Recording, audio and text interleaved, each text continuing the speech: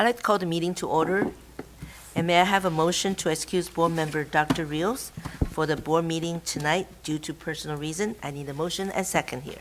So moved. Second. Thank you. All in favor, please say aye. Aye. So 6-0. Okay. Daniel, please do roll call for me, please. Board President Mrs. Say, Present? Vice President Mr. Nishi, Present. Clerk Mr. Noyola, Present. Board Member Mr. Beach, Present. Board Member Dr. Eugenio, Here. Board Member Mrs. Yu. Here. Thank you. Thank you, Ms. Weissman. This evening, we will be discussing the following item. Your dogs. This evening, we'll be discussing the following item in closed section: conference with labor negotiator, update negotiations with ABCFT, AFSCME, and CSEA under Government Code number 54957.6. And the second one is existing litigation. The board will go into closed section pursuant to Government Code number 54956.9 D-1 to discuss two matters, but has determined that specifically identifying the matter would jeopardize this ability to conclude existing settlement negotiation to its advantage.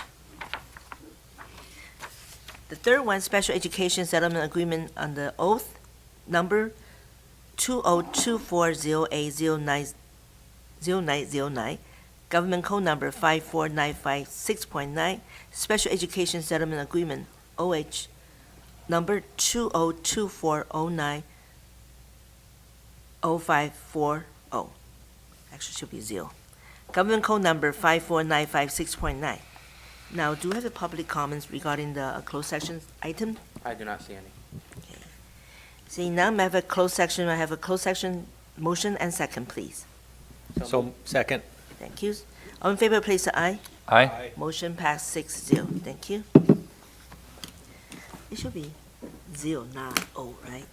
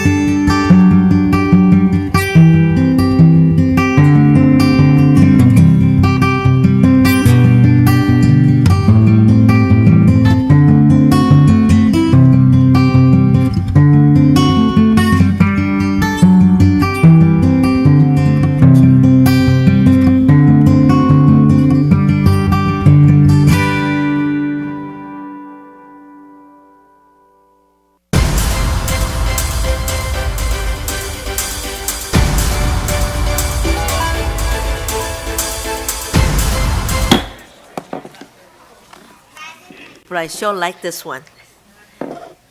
The board is back in open session. May I have a motion and second, please? So moved. Second. Thank you. All in favor, please say aye. Aye.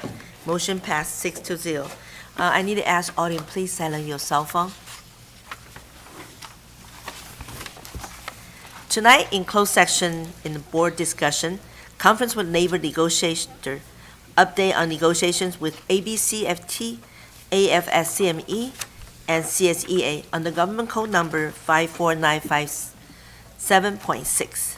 And we also have the existing litigation pursuant to government code number 54956.9 D-1, 2 matters.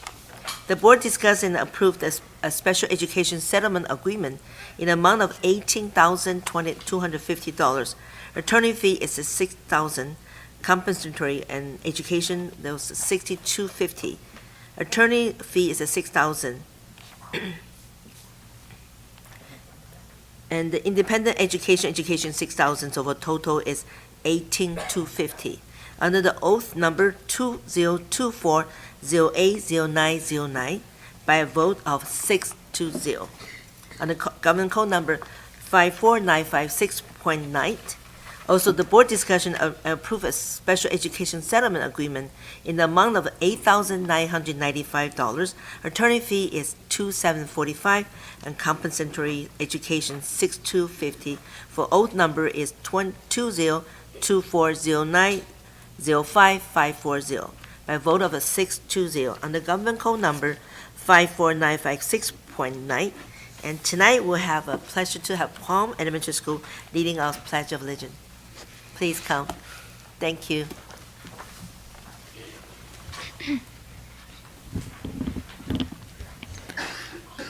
Good evening, President Mrs. A, Vice President Mr. Nishi, Clerk Mr. Noyola, Honorable esteemed board members, Superintendent Dr. Zietlow, Superintendent Cabinet members, and ABC community. My name is Anthony, and I am a 5th grade student at Palms Accelerated Learning Academy. I am here tonight with my student council advisor, Mrs. Arvizu and Mrs. Carrera, and our assistant principal, Ms. Harris.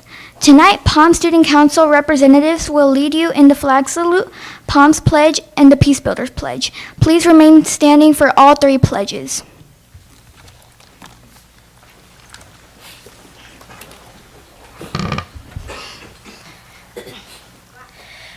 Good evening. My name is Joelle Shorter. Please stand for the Pledge of Allegiance.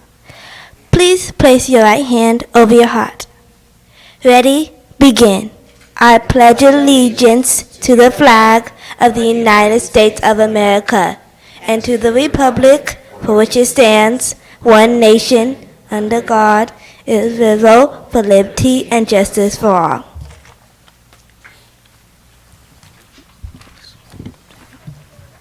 Good evening, my name is Jalissa, and now I'll lead you in the Palms Pledge. Ready? Begin.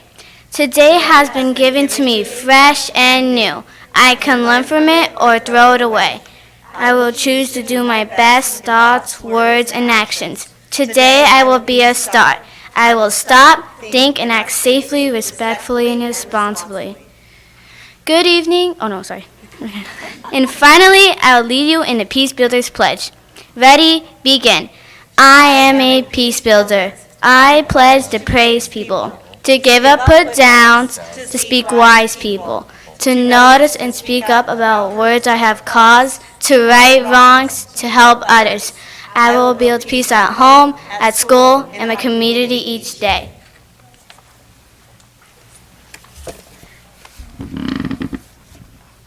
Hello, my name is Anne-Marie Valdez, and I am proud to be here representing Palms Accelerating Learning Academy. And I am thrilled to share with you that our students continue to thrive and grow using many AVID strategies. Some examples include AVID note-taking, which helps increase comprehension. AVID Planners provides organization support and is a way for parents to see what tasks students are responsible for completing. And of course, the COSTA level of thinking is a standard in our classroom. As you can clearly see, Palms Pumas are exceptional scholars that are dedicated to lifelong learning.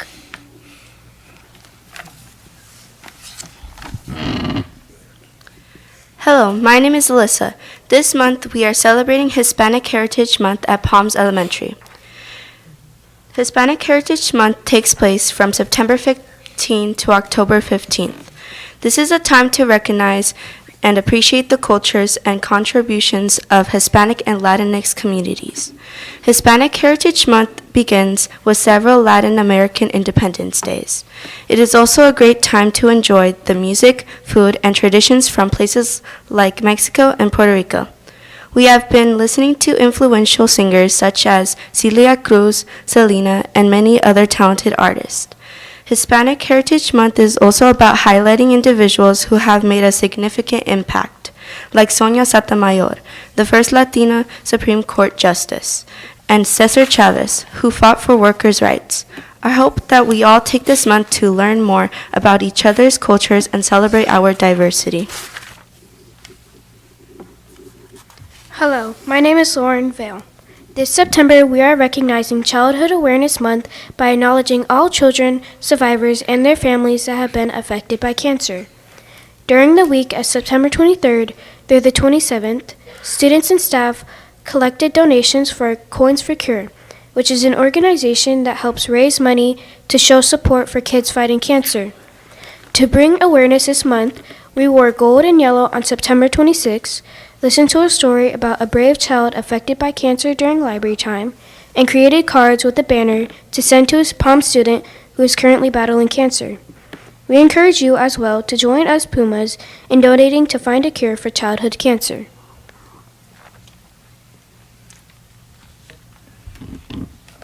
I know that you may be thinking, wow, a lot is going on at Palms, and you are 100% correct.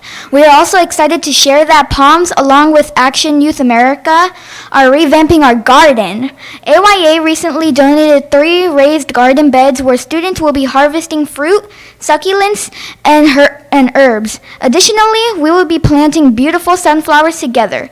We will watch our garden grow and flourish, all while students and staff at Palms Accelerated Learning Academy will also continue to bloom thanks to the hard work that we all put into achieving continued success.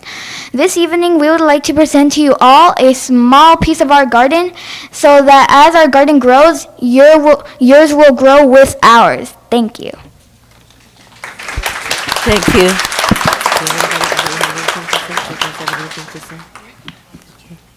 Can I say something? I want to thank you, Palm School, and I want to thank you, Assistant Principal and the staff came forward. I also want to ask the parents from Palm, can you stand up, please? Parents from Palm School. Thank you. What is that? What did I have? Wildflowers. Oh, thank you. Anthony, you did a great job. Okay. I do want to say, Anthony, your group is just like you said, wow, you did a great job. When you folks talk, and then especially the lady with the white jacket, you know what she say? With the hands up and then with the power that's woman in the future. I want to thank you again for really. Did you see how she presented? It was really good. I forgot her name. I want to apologize for that. But you did a great job. All of you guys did a great job. Anthony, I want to thank you again. Came forward and said, wow. That wakes me up. I appreciate it. Palm School and Palm parents come tonight, and I was once a parent before. When my kids have to come to district to present something, I have to come and I say I have to work in 6, 7 o'clock and bring my kids here. It's a tough. I want to thank you so much for you participate tonight, and thank you. Go home and do your homework. Thank you. Thank you. So your seeds are planted. You just need to add water and love. And so I can't wait. I don't think any board member will wait. And most of us love gardening. Thank you so much. Thank you. Thank you. Okay, next one, it will be our presentation for tonight. We'll have Whitney High School 2024 National Blue Ribbon School recognition for tonight. Dr. Zillow, please. Thank you. So this evening, we're really excited to share that it was just announced that Whitney High School has been named a National Blue Ribbon School for 2024. And so I'm going to, yeah, that's something to clap about. I want to first call on our principal, Dr. Tuesday Stoffers, and her team to come forward and just share a little bit, and then we'll do some recognition. Thank you. We just need just a second. We were all out in the hallway.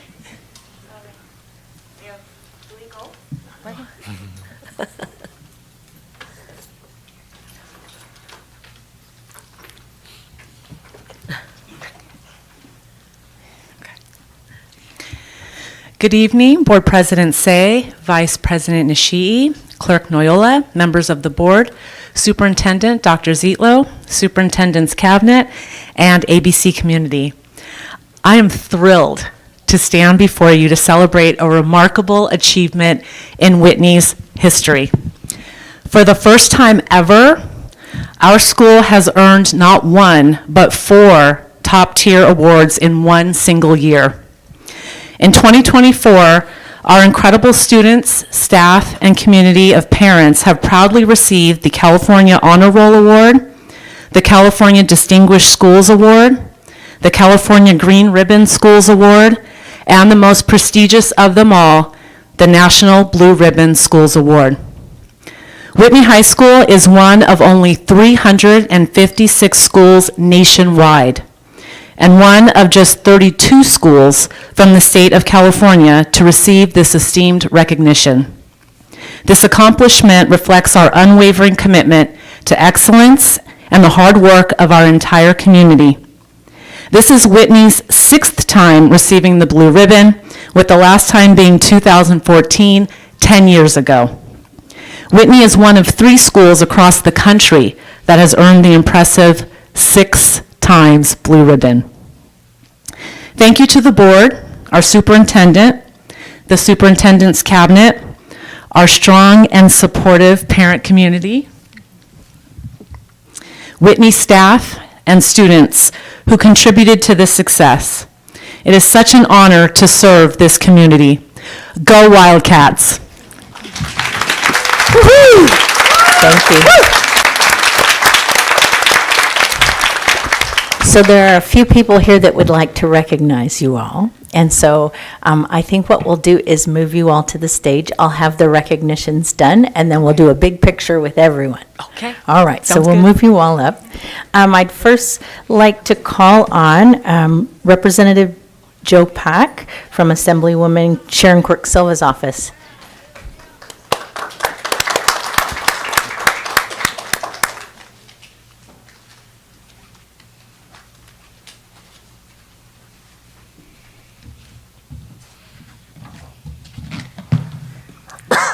Hello, everybody. I didn't know that Whitney was recognized 4 times.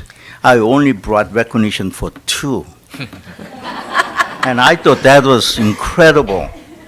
And the first one I have is the recognition for National Blue Ribbon School. By the way, my name is Joe Pack. I'm a Assembly Member Sharon Cook Silva's senior field rep for this area. And congratulations to the Wildcats for winning the National Blue Ribbon School. And this is the certificate, but this one is for the winning the California Distinguished School. And not only Whitney, I just looked it up, and it shows that from the ABC School District, we have a Carver Elementary, Cerritos High School, Gar High School, and Techla Middle School all won the Distinguished School Award last year. So tonight I thought I was going to bring all 5 of them, but I couldn't handle it, so I just brought 1. And hopefully the board and superintendent will help me to deliver those to each school, and so that they will be recognized. Congratulations. Thank you. Thank you.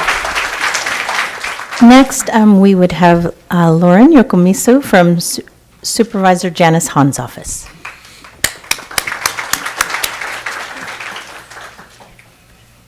Good evening. It's a pleasure to be here on behalf of Supervisor Janice Hahn to join the school board and school district in recognizing Whitney High School on your outstanding achievement.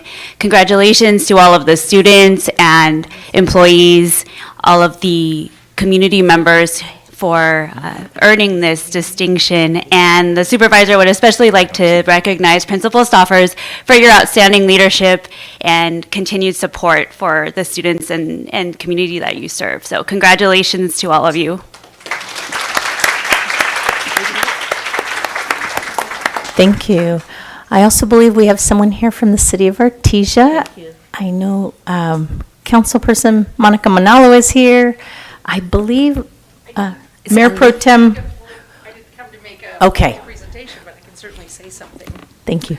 Okay, so hello, everybody. My name is Monica Manalo, and I am the current council member for the city of Artesia. And this is personally very important to me. My kids, I have two kids that graduated from Whitney, and I was I was the first class that was accepted to Whitney High School. And it wasn't a high school; it was just it was going to be a junior high back in 1976. Wow. I know, right? Wow. And I tested, got in, but nobody went that year. Nobody from my group went because they didn't really understand the purpose of Whitney. Whitney was brand new. It was going to have this, kind of very accelerated academic type of, program, and folks were afraid of that. Decades later, my kids went to Whitney, and I think they were part of helping you achieve these tremendous accolades. But on behalf of the city of Artesia and what you do for students from our city that attend, congratulations. Thank you for your service in education, and go Wildcats. Thank you, Councilwoman. Thank you. So we're going to present the thing now. Okay. We also have some comment from my colleague here, starting with my Vice President, Mr. Nishii. Thank you, Madam President.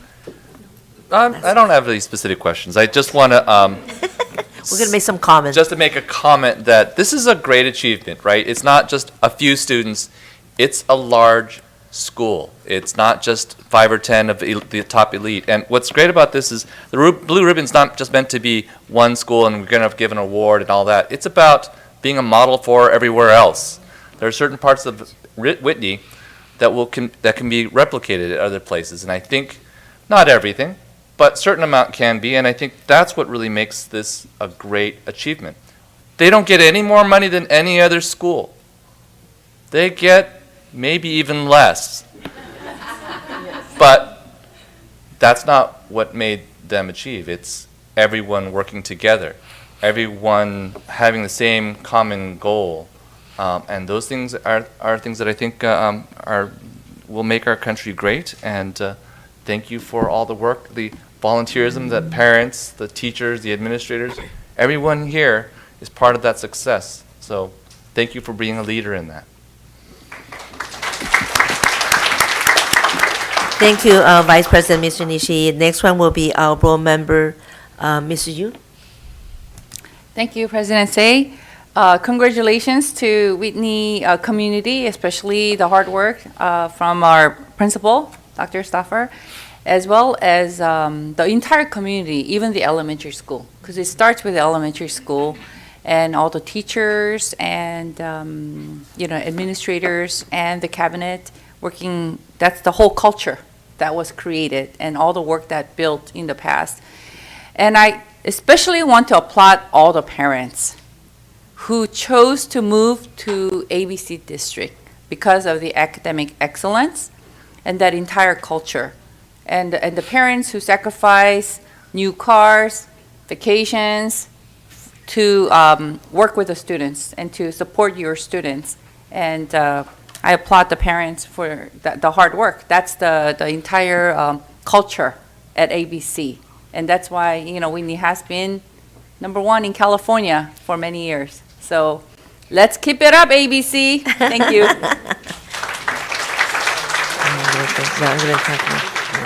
Thank you, Board Member Mrs. Yu. I do want to say something first. I want to thank you all the elected officials, which is starting from our local area, which is our Artesia Councilwoman, Monica Manano. I want to thank you so much. You and I have both the same vision, and my kids also went to Whitney too. It is my honor to be here and then recognize this such a special day in our district. I also want to thank you, Representative from Supervisor Janice Hong, Ms. Lauren Yukimoto. And I want to thank you, Ms. Yukimizo. Thank you for, I know you're not living locally, but you came afterward from downtown LA to here. And I special thanks as a board member. And I also want to thank you, Joe Park, for you representative as Assemblywoman. I want to thank you. You always so much participate this with us. I want to thank you. And I think this is an honor to our district. And you can see how many people are recognize us, come from different area and bring the platforms to us. I really want to thank you. We are so honored because you folks did all the wonderful work. Again, just like my board member colleague said, Ms. Yu said that very clearly, the success that you've done today, besides our superintendent, our staff, our teacher, the parents play the major kids, but the kids have to work hard because you are working with us together. I want to thank you so much for the staff working so hard to make us so proud everywhere we go, not because starting with ABC, it's starting that, oh, we know your school, we know your area. See, we are very top one, even the name on it. So I want to thank you so much. My colleague really appreciate all the hard work you have. So we're going to do some pictures, okay?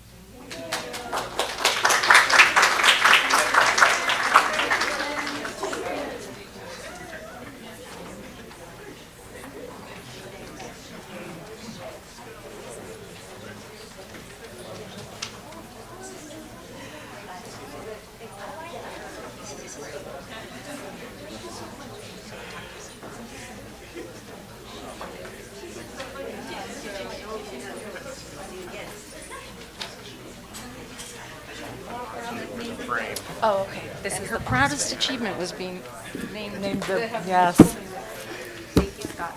Thank you.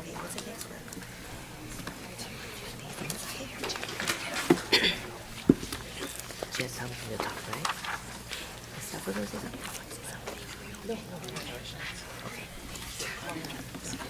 Okay. Next one is our spotlight on teaching and learning. We have a teacher induction program. I'm called Dr. Fresher, please. Our Assistant Superintendent, Human Resources. And we also have a Stacy Himajiwa, Teacher Induction Program Specialist. Go ahead, Dr. Fresher. Hi, President Say, good evening, esteemed board members, Dr. Zietlow, and cabinet and community.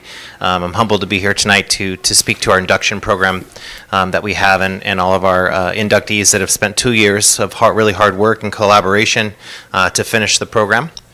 And so I'd like to start with some thank yous. Congratulations again to Whitney. That's awesome. I've been a high school principal, and that's quite a feat to do what they've done. And so congratulations to those to those folks at Whitney High School. I'd first like to start out by bringing up and thanking and acknowledging Stacy Hamagiwa as well. So if Stacy, you could come up to the podium. She does such an amazing job with all of our inductees and our mentors, and really has taken a hold of the program and made it the success it is. And so we owe her a great deal of gratitude for the work that she does. Tireless, often sometimes thankless, but important work, and she does an incredible job doing it. Thank you. Secondly, we wouldn't be able to do our induction program without our mentors, and these are our experienced teachers who have donated and volunteered their time in collaboration with our inductees. And so at this time, if we have any of our mentors in the audience, we'd love for you to stand and be recognized, please.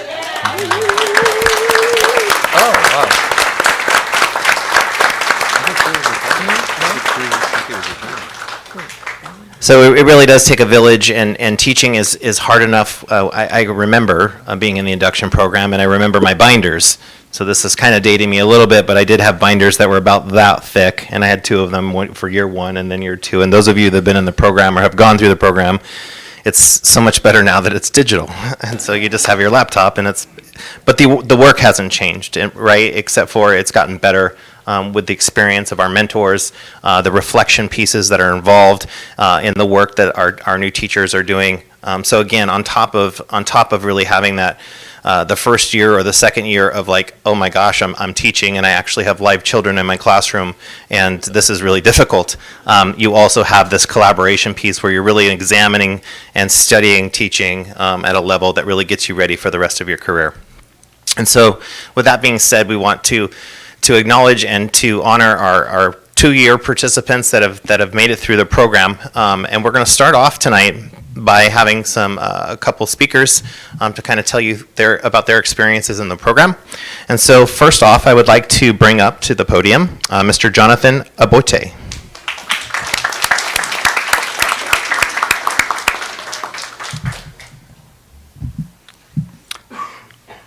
Hello, good evening, Board President, Ms. Sofia Say, members of the board, Superintendent Dr. Gina Zitlo. My name is Jonathan Aboite, and I teach Spanish and ABCUSD at Cerritos High School. I am grateful for my journey in ABC Unified School District, and with your permission, I would like to share part of my personal journey and my experience in the teacher induction program. Let me start by taking you back to 2002. I left my home in Sinaloa, Mexico, in search of a better life with my family. At 12 years old, I moved to Long Beach, where I attended a school with a roof, nice floors, and even lockers, just like what I saw in many American movies. This was a sharp contrast to learning under a tree with some wooden seats donated by parents in my hometown. But I am grateful for at least having access to that. I remember being so impressed with our PE class because it had all the balls. It has soccer, it has basketball, it has baseball, and many others that I only see on TV shows. However, that assignment lasted very little. I came to the harsh reality that I was no longer just Jonathan. I was now labeled the English learner. This label felt like a stigma that cast confusion on my abilities. I went from being a regular student in my town to being the one that was constantly tested for state assessments, collecting data, and navigating a system that often overlooked my potential. Ultimately, I realized that I have to redefine my identity and embrace the challenges ahead. It became clear that my struggles with assignments were not due to a lack of intelligence, but rather to overwhelming circumstances of my life. Living in an overcrowded apartment, I often found myself studying with middle of the noise from 14 family members, which was made focusing on my schoolwork incredibly difficult. This environment challenged me to develop resilience and find ways to overcome distractions surrounding me. Reflecting on those experiences, I carry them with me every time I assign homework or ask my students if they had chance to study at home. I remember the challenges I faced and work to create an environment where every student feels supported, empowered, understanding that their circumstances don't define their potential. Transitioning to my role as a teacher, I often hear about the importance of taking attendance to identify students' chronic tardiness. However, I cannot help but think back to my own high school years when I had to take 3 buses to get to school. There was countless time when one bus would be delayed, making me miss the next one. As a result, I would arrive late and often face detention for it. Yet, no one truly understood the struggles I faced just to get to school. Now, as an educator, I focus not just on marking or labeling or marking students late, but on identifying those students who might need support. During these conversations, I often hear stories like, "We got home late yesterday because I was working with my dad," or "I missed the bus," or "My mom picked me up late after working all night." Hearing and observing those experiences has highlighted the importance of addressing the underlying issues of tardiness rather than simply just judging the students for being late. Every student deserves understanding and a chance to succeed, regardless of their circumstances. Graduating high school was a monumental achievement for my family, where education was often a distant dream. With the unwavering support of my incredible wife, Abigail, which is here, I earned a bachelor's degree in Spanish, followed by a teacher credential, and recently, a master's in education. Only my wife knows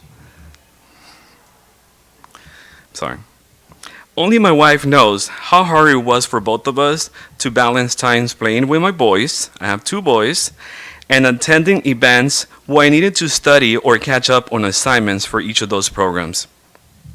But it feels great to think about how my 2 boys, Aiden and Abdel, can now mark master's degrees as the highest level of education for the father.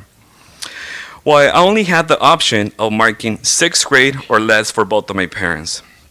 Despite this, I still feel very proud of my parents.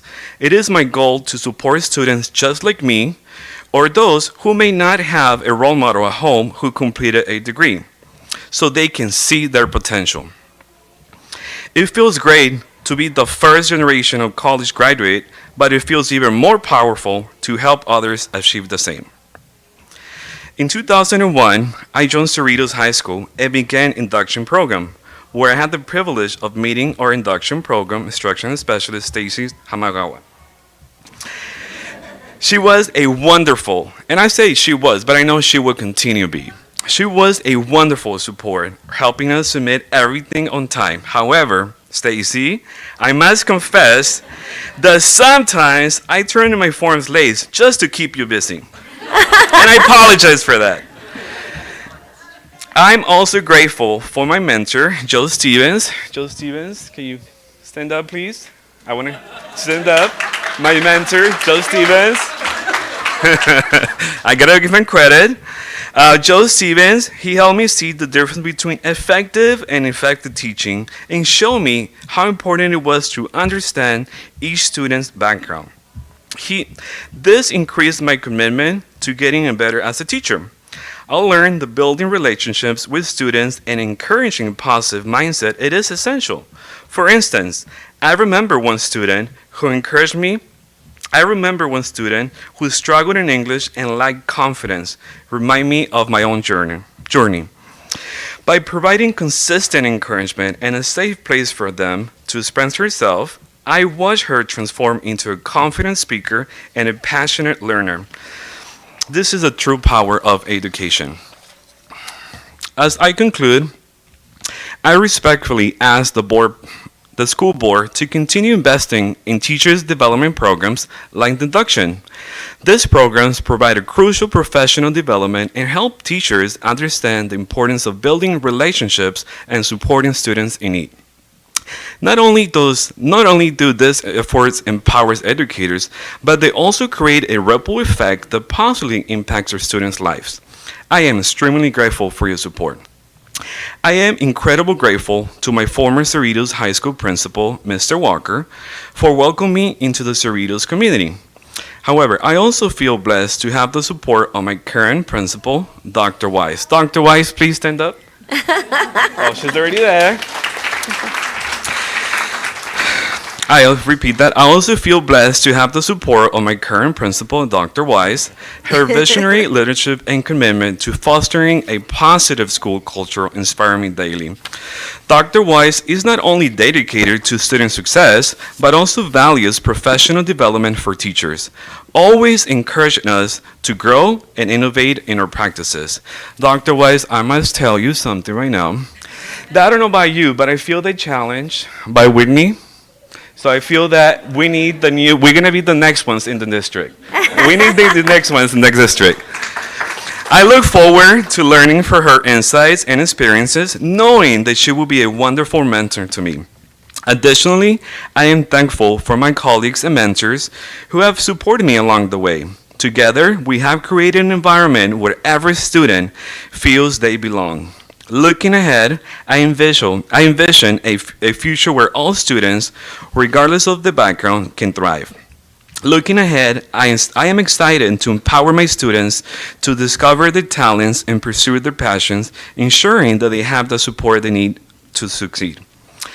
Thank you for allowing me to share my journey. Together, colleagues, community, board president, Ms. Sofia Say, the board, superintendent, Dr. Gina Siglo, let's empower our students to overcome the challenges and reach their dreams. As our superintendent, Dr. Siglo, has said, every student in every classroom, everyday approach to education ensures that every ABCUSD student receives the quality education they deserve. Let's remember that each decision made in this room has the power to transform lives. I am the living proof of that. Thank you very much.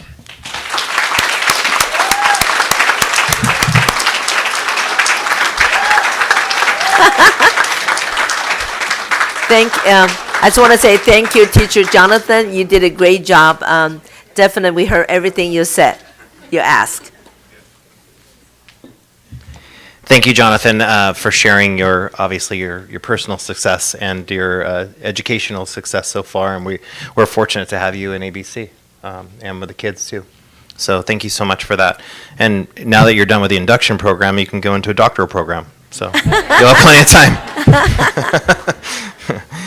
I'd like to bring up at this time our next speaker to talk about their experience as well, Miss Adrienne Annalise.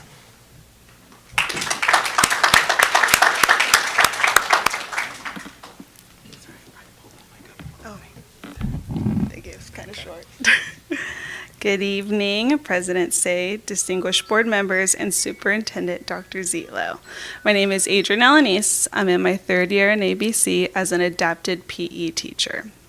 It is my great honor that I stand before you to share my experience in the teacher induction program during my first 2 years at ABC, a journey that truly shaped my teaching career. As I reflect on my own beginnings as a teacher, I realize how pivotal this program has been, not only for me, but for countless new educators navigating the delicate balance between enthusiasm and uncertainty. I can personally attest to the invaluable mentorship provided by Christina Whiteman, my mentor, she's hiding back there, and across our district, the unwavering support from Stacy Hamagiwa, our induction program coordinator. But none of this would be possible without the steadfast support of the ABCUSD School Board and Superintendent Dr. Zietlow. Having a mentor like Christina made my first 2 years a success. Our weekly meetings created a safe space for reflection, an opportunity to dissect my lessons, and a platform where new teaching methods could be explored. Each meeting felt like unlocking a treasure chest of knowledge. not only to reflect on teaching strategies and lessons, but also to navigate working with teams and collaborate with other professionals around us. Especially as an itinerant teacher, I have the opportunity to be a part of so many teams at various schools. With the guidance of Mrs. Whiteman and making connections with people, these experiences speak to the heart of the teacher induction program's design, to foster a culture of collaboration and continuous improvement. I am so grateful that we got through the program and cleared my credential. Now, I want to consider the district-funded opportunities that significantly benefit new teachers. The program offers comprehensive support, including cost coverage for the induction process. The program, and the pathways to earn the university credit. The financial support is not only a benefit for teachers, but a wise investment in education. It allows new educators like me to focus on what truly matters, the students, rather than the burden of financial strain. I personally chose to pay for the program and earn the university credit, a decision that inspired me to get my master's.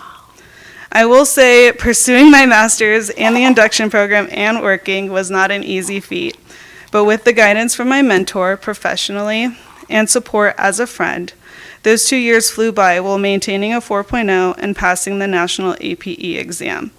This program fosters a culture of excellence within our district, not just developing educators, we're cultivating the future leaders of our community. In closing, I would like to express my deepest gratitude to the ABC School Board for the opportunity to participate in this transformative program and for your unwavering commitment to funding it. I extend my heartfelt thanks to my mentor, Christina Whiteman, and my supervisor, Sherelle Satin, for their support and encouragement. I am especially grateful to program coordinator, Stacy Hamagiwa, for her tireless dedication to making the program run smoothly for all participants. This program is so great for new teachers, and I hope one day I can be a Christina Whiteman to a new teacher. I am proud and honored to be a teacher at ABC. Thank you for your time, your support, and commitment to education. Together, let us continue to empower, inspire, and uplift the next generation of educators. Thank you, and I hope you all have a wonderful evening.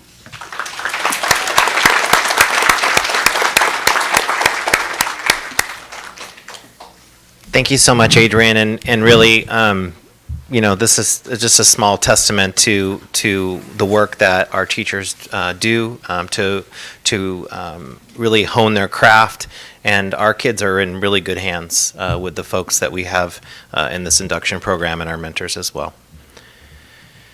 At this time, I would like to bring Stacy back up to the microphone. We are going to recognize all of our inductees for their completion of the 2-year program. And so at this time, on behalf of the school board, I just want to congratulate all of the inductees, and again, thank the board for your support and the superintendent for the support of the program. As you can see, it's producing amazing educators, and hopefully ones that will continue on and be mentors as well. And so that's a hope of the program as well. So at this time, I'm going to turn it over to Stacy to introduce our names for tonight. She'll come up. President Say, if you could come down as well.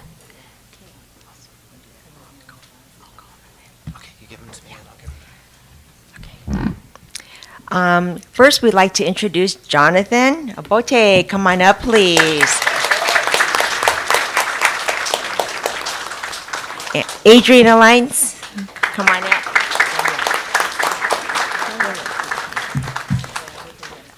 Oh, no. Yes, please come on up. Samantha Bobadilla from FEDI. Monica Castro from Juarez.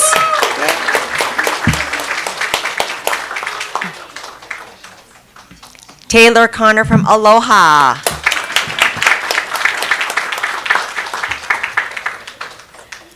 My partner next door at Leo, Amy Crook from Leo.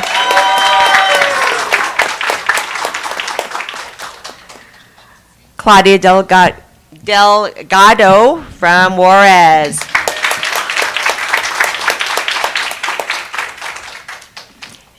Eduardo Fernandez from Hawaiian.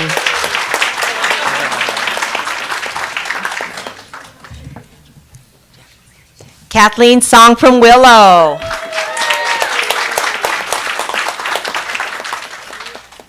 And last but not least, Jane Lee from Gar High School. Let's give them a round of applause.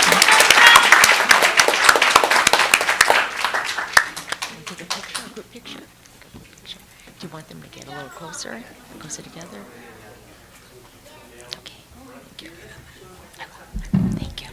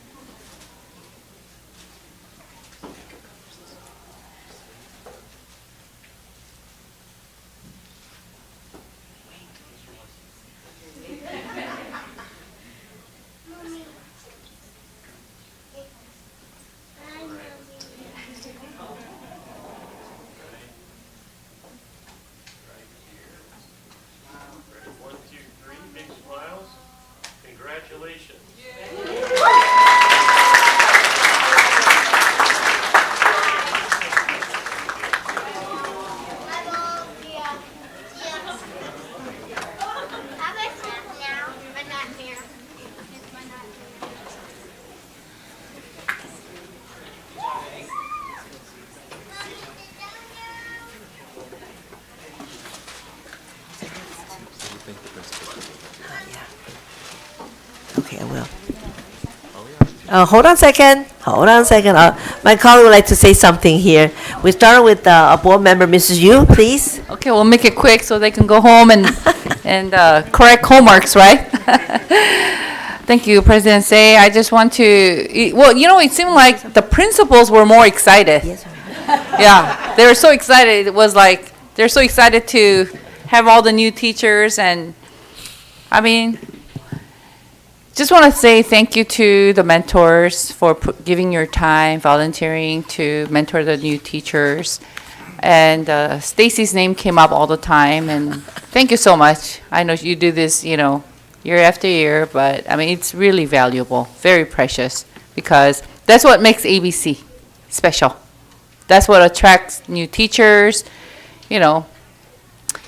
and it's a community. I could see a really strong community, because you're going to need all that support, the relationships and mentoring, because life is a lot more than just in the classroom and the books, right? And things change all the time, so you're blessed. We're blessed to have you. Thank you so much. And the board really want to say thank you, Dr. Fraser and also Stacy. Thank you for you guys put on such a wonderful program. And I want to also special thank you to our administrators, the principal and the staff who came today. We do support the new teacher. And you see how they were running, take pictures, running to the front. We really want to show the best we have. And stays here, do your best. Like Jonathan said, educate the students. And I want to thank you and carry that mission to our school district. I appreciate it. Looking forward to see you all. Thank you very much. And good night.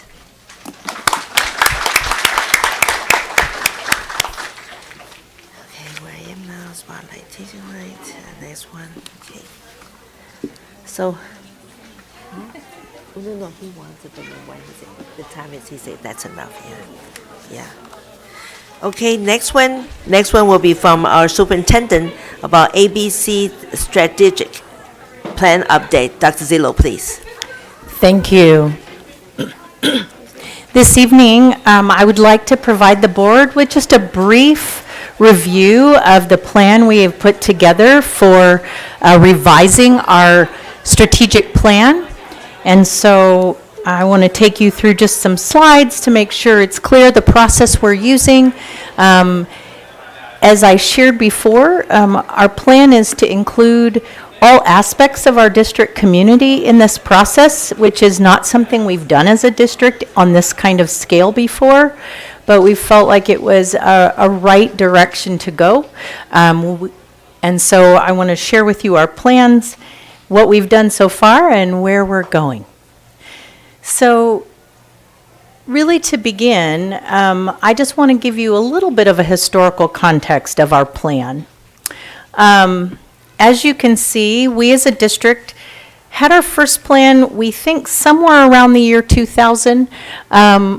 We had our first superintendent who brought in the idea of a strategic plan, and he came, Dr. Ron Barnes, somewhere in the late 90s, 1999 or so. And in that process, he helped us see that if we set clear directions and vision for each aspect of what we did as a district, that would help us to make sure we're moving forward, regardless of what the state did with their funding or what was expected. And so we did that for many years. We had plans typically 3 to 4 years, as you can see, in the early 2000s. Around 2013, we really solidified that we were setting a plan and we would then move forward a few years later. However, in 2014 is when the state completely changed how we spend our funds, how we received our funds. And so with the implementation of the local control funding formula, new funds set aside to provide supports for students who had significant needs for various reasons, as well as a new local control accountability plan, we took some time to decide how we were going to look at our directions we were going as a district and see how they matched and blended with this new plan. And so we did that, establishing our plan that we have to date that ended in 2022. And so where we've been is last year we spent time revising our mission, our vision, our core values, establishing a student learner portrait. And so now we're moving into the phase of updating the actual strategic directions and goals. Just for understanding, all of these ideas are housed within one another. Your mission, your vision, your values really are the fence or the outside layer of what holds it all together, and everything needs to look to reach that mission, that vision. And so we will establish some strategic plan directions. In the past, we've had 5. They were clear areas in regard to academics, support and learning with our staff, as well as our finances. And so we will look to do that again, to have direction. We are going, including all areas of our district. From there, you actually set priorities and then the strategies to reach those priorities.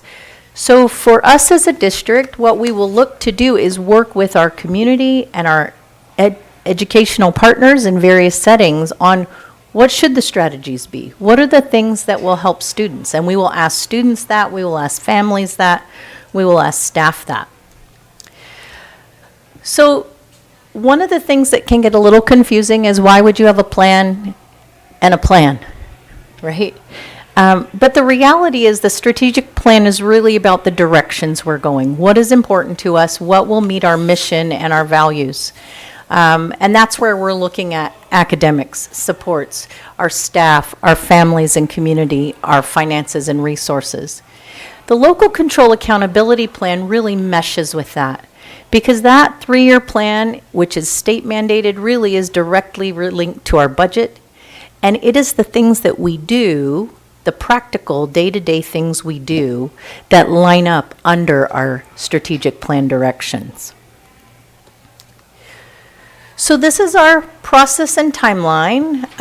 We will start with various opportunities for stakeholders and educational partners to give input to the future, where we're going to go. We will look to align that with what we've said our mission is, our vision, what we have updated. We will then begin to look at, okay, what are the metrics? How will we determine if we are moving in the right direction and reaching the goals that we've set through our strategic plan? And then we will begin to monitor that plan and make sure that we're checking on how we're doing and adjust if needed. Typically, with a strategic plan, you don't do much adjustment. These are the big, broad directions you believe you should be going as a district. Usually, the adjustments would come on the LCAP side, the budget side. Data changes on for students, and so we would move our funding to better support student needs. So at this point, these are the ways we intend to gather this information. Some of it is simple and we've done, and some of it will take a little more work. We're looking to do empathy interviews with individuals who maybe understand some of the historical context of our district. Maybe they are current or prospective. What is their aspiration for what ABC would be? We will use data that we gathered from updating our mission and vision. We'll use data that we have from our surveys that we do every year. If we come across ideas that we feel would be valuable to explore in a direction, we might need to go and visit another district or other schools to see, is that something practical and of value to us? And then we will conduct some listening and learning sessions with various groups and trying to make sure we understand their needs and understanding the things that will make our directions for the district right for our students. Timeline-wise, we finished the mission and vision piece, and everything was updated and presented to the board this past June. We're currently in a stage of looking at direction areas and making sure that what we've had for many years are still relevant to our students and the families we serve, and setting some priorities so that then we can begin the listening and learning sessions, the interviews, as we move into November to probably February, then working more with district staff as well, looking at metrics and ways that we would be able to determine if we're being successful. So we have our updated mission, vision, values, and learner profile. We are on our way, working on evaluating our previous plan, verifying that our directions and priorities are still valid for our students and our district, and then looking to move through a process where we would gather information, develop an updated plan. Our goal is to present it to the board in May.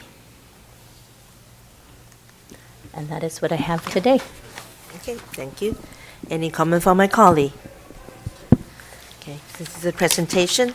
Thank you very much, Dr. Zillow. You're welcome.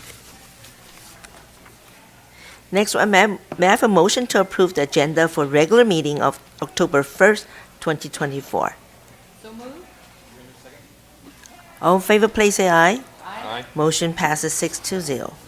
Then our next one, may I have a motion to approve the minutes of the regular meeting of September 17, 2024?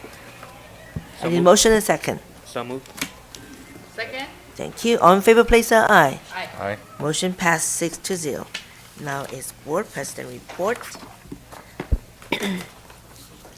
Last week, there was a tragic accident near Atisha High School with one of our school bus. Our thoughts are with those impacted by this event, including our bus driver, and we are forever grateful that no students were harmed. I want to thank Atisha High School principal, Mr. Garcia, and the staff for making sure there was support for those students who may have witnessed this event. I would also like to thank the first responders who were quickly on the scene. Thank you. For me, on Friday, September 20, I attended the Creative Inclusive Learning class. On September, which is Saturday, 21st, I attended Cerritos Elementary School pancake breakfast. I saw several friends who I have known since the day at the Totla, which was back in years and years ago, who I know since my days, like I said, Totla. I was so glad to see my friend Vivian, who was an active grandparent of the ABC student, It was also mother of our ABC teacher. At the event, it was so great to see the family and our staff come out to support their school. I used to thought just parents and the student, but more and more I joined this pancake. Many staff of us also spend the money to buy the raffle ticket to support the school. I want to thank you all. What a wonderful community event that I saw. On Friday, September 27, I attended Title IX training. This past Saturday, I was at Achija High School for the ABC Community Expo. It was a great event, and I want to thank all the family who attend. I also want to thank all those who put this great event together. It was so much fun. I even was able to use some of my old skills when I served the food to the hungry crowd along with Mr. Lewin. I want to thank you, Mr. Lewin. You always so much participate. You are a well-known cook chef now. I think you got a license for that. I want to thank you. Take the lead with our teacher and also our the director of the high school and the middle school, Dr. Lewis, and was there too, serving the food. We'll compete who goes faster. And I think I won the race that part. And I showed them I can serve. But thank you. That concludes my report. Thank you. Okay, next one's our superintendent report. Thank you. It's been a busy time in the last couple of weeks in the area of building collaborative culture of teaching and learning. We had our PAL retreat with our principals and our reps from ABCFT. I did a full day visit at Kennedy Elementary as well as Hawaiian Elementary, visiting classrooms, meeting with students, seeing the instruction and just the structure of the day. I also, in the area of collaboration with families and educational partners, attended the 70th anniversary homecoming game for Artesia High School, attended the Lakewood Celebrates event to recognize new principals at Aloha and Melbourne elementary schools.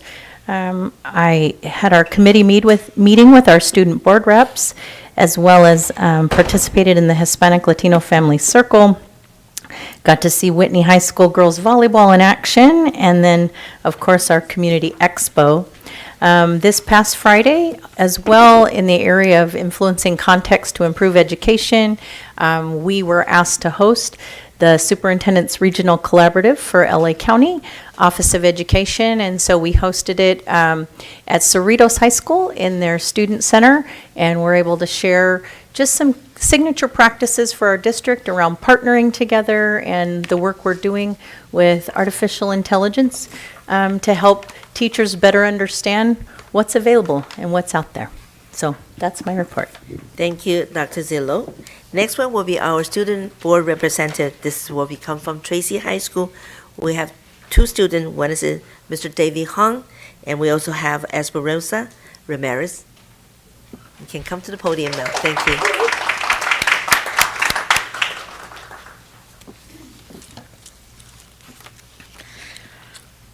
Good evening, President Say, Vice President Mr. Nishi, Clerk Mr. Noyola, Mr. Beach, Mr. Eugenio, Miss Yu, Dr. Zilo, members of the Cabinet, and school community. Tracy High School started the year off with a celebration and cookout for back-to-school night to welcome families to the Saint community. We have been honoring attendance milestones with paletas and student recognition. We had a spirit week with a variety of themes to give all students the opportunity to participate, including Superhero Day, Disney Day, and a day dedicated to showing your support for your favorite sports team. To kick off Hispanic Heritage Month, we celebrated on September 16th with music, dancing, and dressing to honor and celebrate Hispanic heritage. To continue the celebration of Hispanic Heritage Month, we will be playing Loteria at lunch and enjoying music from Hispanic musicians. And for our Halloween, we will have costumes linked to Loteria cards. We will be having coffee with a counselor, and that will be held on October 18th at 8 a.m. to meet with families both current and new. We will have a blood drive sponsored by the Red Cross Club on October 25th. From October 28th to November 1st is our next Spirit Week with both Halloween and Red Ribbon Week activities and themes. Not only are we supporting students in social aspects of school life, we also have lots of great things happening on the academic side. We have 2 dual enrollment classes this year, giving our students the opportunity to get both high school and college credits. The amazing teachers are also meeting with students in the afternoon to make up credits for graduation or transferring back to comprehensive schools. Upcoming, we have Chipotle fundraiser for grad night and prom. This will take place in December. We also have monthly spirit weeks with themes and heritage months to holidays.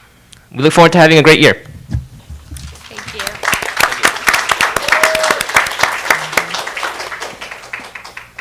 Thank you. We do have board member make some comment here. We have our Vice President, Mr. Nishii. I just have 2 questions. One is regarding the Chipotle fundraiser. So I want to put that in my calendar. Do I need to have a flyer? And what day is it? Do we know? We're not 100% sure of the day yet. December December 4th. Wow. Can you say that again? I didn't quite hear you. December 4th. December 4th. It's all day? It's from 4 to 8. So I have to get there between 4 and 8 on December 4th at Chipotle. Is it any Chipotle? It's so the one by the town center, right? The Cerritos Town Center. Wait, there's no one. Is there one in town? Bloomfield. Bloomfield. Bloomfield. Okay, Bloomfield. Bloomfield, December 4th, 4 to 8. Do I need a flyer? But that's going to be posted for everybody to see. Thank you. But that'll be for everybody in this room to show up, right? Okay. And then, do you guys still have a Peace Club? A Peace Club, yes, we do. And how is that coming along? The Do you Peace know? Club is actually doing really good. We actually represented on our KTHS for Tracy High School. They meet, I think, on Wednesdays at lunch. So KTHS is your television station. that you Our have television. for your interns. So that's really one of the great programs of this school. They have Peace Club. This is a way for them to have an extracurricular that these kids can affect the world in a positive way, and I think that's a great message to send out, that all of us can do better in this world. So thank you for all your efforts. Yeah, thank you. And we also have Tracy High School, the principal, we so-called Dr. David Kitts here, right? Yes. Can you stand up? He also, along with our teacher and the staff. Yes. Thank you very much for coming here to support tonight. Appreciate the students really appreciate that. See our leaders behind and support them on the back. And I want to thank you. It was a wonderful speech, and definitely our Vice President, Mr. Nishi, trying to help you to sell your business for you guys here. That's why he wanted to say, well, what day? That was typical how our Vice President, Mr. Nishi, is. He just wanted to make sure public hear that, because this is broadcasting to the public. So That's a bad hearing. So I want to congratulations yet. I will try to be there. And I also want to welcome Dr. Keys to be our Tracy High School principal. I will definitely make one day the trip to visit you at Tracy High. Thank you very much. Take the student here tonight. Appreciate it. Okay, yeah, we done? Okay, so next one will be our employee representative report due. Is it Mr. Gears? No report. No report. Thank you, sir. I didn't recognize you at the back here. You were the cap. So who is he? Okay, so now we're going to our public hearing, which is the initial proposal for CSEA. I would like to open a public hearing. An initial proposal submitted by the California School Employee Association and the ABC Chapter 24 to reopen negotiations for the 2024 to 2025 school year on Article 7, Compensation, Article 8, Professional Development Program, Article 9, Health and Welfare Benefit, and Article 13, Calendar. Copies of the initial proposal are available for the public to review. Okay. Do you have any public comments? I do not see any. Thank you. Hearing no comment, the public hearing is closed.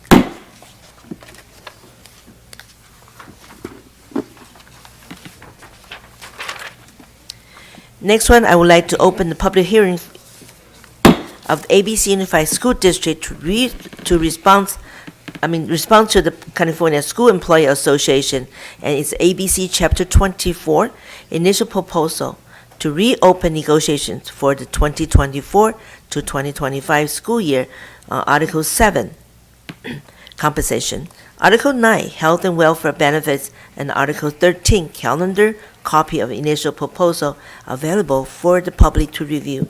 Do we have any public comment? I do not see any. Here, no comment, the public hearing is closed. Now we're going to read it open to the public comments, to the public comments. Go ahead. Thank you, President Say. Persons wishing to address the board should fill out a card located at the table by the door and place it in the silver tin. Speakers will be called in sequence during public comment section, which is limited to 1 hour, and each speaker to one presentation of 5 minutes, unless the board wishes to waive the time limit. Those who have a group concern are encouraged to select a spokesperson to address the board. Please remember that the board is unable to directly respond to comments made during public comment section, and neither the board nor the district staff verify the accuracy of the statements made during public comments. Persons wishing to address the board on a specific agenda item at the time the item is under discussion are limited to 5 minutes each and will be called to speak following the staff comments and prior to the board discussion and taking action. Adverse remarks about a person's race, ancestry, ethnic group, identification, religion, color, national origin, sex, sexual orientation, gender, mental, or physical disability or age may not be made. Please avoid remarks or charges which reflect upon the character, motives, qualifications, or ability of any school district employee. Concerns presented to the board will be followed up and addressed by the appropriate staff. Our first public comment is Isaiah Saha, followed by Lisbeth Antezano. Here. Isaiah? Isaiah? Oh, Isha. Isha. Sorry. Okay. Isha.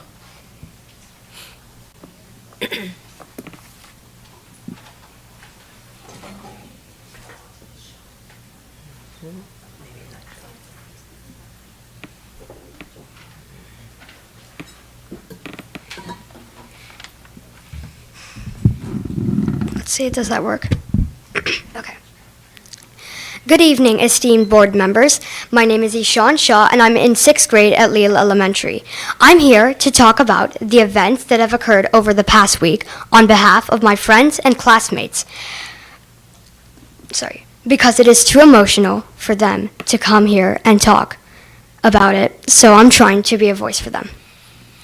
As you may already be aware, 2 people impersonating Leal Elementary opened a TikTok account and invited several students to it. Because the account contained an official logo and name, the students thought it was safe. However, to their surprise, they found out that the account was made purely to harass certain students. They used their yearbook photos and names to shame them for their appearance and presumed sexual orientation. These 2 people have attacked their victims' emotional and mental health. Some of my best friends have been targeted, and they are silently suffering. I can see the indirect effect of their actions in the classroom. Friends and classmates are turning on each other because they think that their friend and classmate is hiding something. False rumors are being spread about students. I myself have been accused multiple times of knowing who the perpetrators are because my name was mentioned in one of the TikToks. A lot of students saw the hateful videos. Even though I don't have any social media accounts, I also gained access to the videos through friends and was saddened by what I saw. When I go to school, I expect to feel like I'm in a safe environment. I look to the school administration and the school board to protect me and my classmates from any form of bullying. I feel that Dr. Jimenez, which is our principal, is trying her best to identify the people behind this, and she has involved the school board. We need the school board to come together and do everything they can to help us find these people and to show zero tolerance in the punishment. I know all of you have children at home. After this meeting, you will all go home to your children and maybe think about what we said for a few days, or maybe it will be forgotten by next month. But I have to go home tonight knowing that there isn't a solution and that I could easily be their next victim. These parents have to go home to their kids and will not be able to promise them safety from these cyberbullies. I want you to look at your kids and imagine that this had happened to one of them. You would go great lengths to find their harassers and to punish them, wouldn't you? Then please do the same for us. Thank you for your time.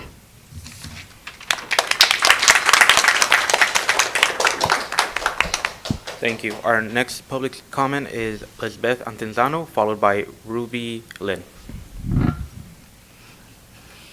Thank you for taking the time to listen to all of our parents. We've come together as a team, as a group, to really inform you of what's happening, at Leal Elementary. I myself, being an alumni of Leal Elementary, hold that school to a higher standard than most. And I'm saddened to really be a part, and my child to be a part of this cyberbullying that's happening within the schools. Dr. Jimenez and the district you guys have been notified. We are experiencing different communications from different people, and that's also a big concern that we as parents have. The transparency with the situation hasn't been fully, it hasn't. Transparency is not there. The school administration was advised about these videos last week on Tuesday, and the parents were actually not advised or told that their student was part of the video until later in the evening on Thursday evening. A lot of us also were made aware that the students were being interrogated without our knowledge or presence, and made to sign documents stating what they knew about the videos. A lot of students went home, very scared, and it's just something that they should not have gone through. We, as parents, are asking the board to really come together as a community, as a team, to really find the perpetrators, because we do understand that ABC holds a no tolerance policy for any type of bullying, whether it's in the schools or outside of the homes. We have also partnered with law enforcement to further help along the investigation, because I really believe that the schools should be a sanctuary for students. We don't know what they're going through at home. We don't know if they have the support systems that these students have. Fortunately, we have been able to come together to voice this concern to you guys. But what about the students that don't have that support system? What about the students that have both parents that are working that don't have time to come and voice these opinions to you guys? We're really counting on you guys to really use all the resources that you have at your fingertips to catch the perpetrators and return that sanctuary feeling to Leal Elementary. We have been and continue to we are a blue ribbon distinguished school, and I think that is not only pertains to our education and the education that the children are receiving, but also the environment that they are in, and and the standards that we hold all the students to.